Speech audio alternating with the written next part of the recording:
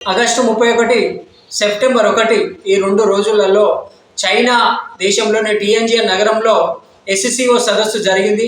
ఈ ఎస్సిఓ సదస్సును టిఎన్జిఎన్ డిక్లరేషన్ అనే విధి విధానాన్ని రూపొందించడం జరిగింది.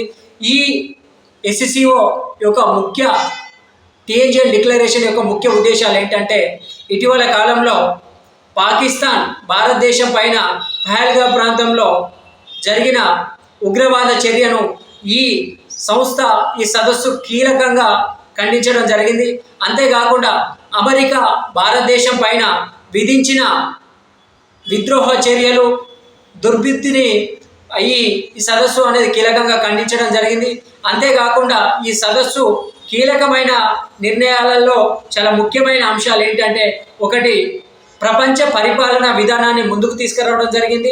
ఈ విధానంలో భాగంగా ప్రపంచవ్యాప్తంగా ఉన్న ప్రభుత్వ, ప్రైవేటు, స్వచ్ఛంద సంస్థలన్నీ కలిసి ప్రపంచ సమస్యలైన వాతావరణ మార్పులు, పేదరికము, ఆర్థిక అసమానతలు, విద్య, వైద్య ఈ సమస్యలపైన నిరంతరం పోరాటం చేసి ప్రపంచాన్ని ముందుకు నడిపించాలని ఈ నిర్ణయాన్ని కీలకంగా తీసుకురావడం జరుగుతుంది.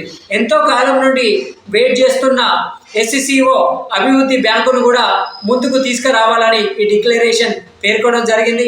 అంతేకాకుండా సీమాంతర విధి విధానాలు, కోల్డ్ వార్ను అవలంబిస్తున్న అమెరికా అనేది కొన్ని దేశాలను మిత్రుత్వంగా, కొన్ని దేశాలు శత్రుత్వంగా విభజించి ప్రపంచవ్యాప్తంగా లబ్ధి పొందుతున్న అమెరికా విధి విధానాలను కూడా ఈ సదస్సు అనేది ఖండించడం జరిగింది.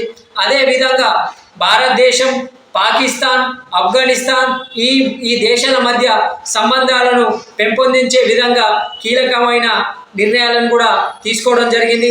ఇలాంటి సదస్సులు ప్రపంచవ్యాప్తంగా ఎదుర్కొన్న ఆర్థిక, సైనిక, దౌత్యపరమైన విధి విధానాలను ఎప్పటికప్పుడు పెంపొందించడంలో చాలా కీలకంగా మారుతుందనడంలో సందేహం లేదు.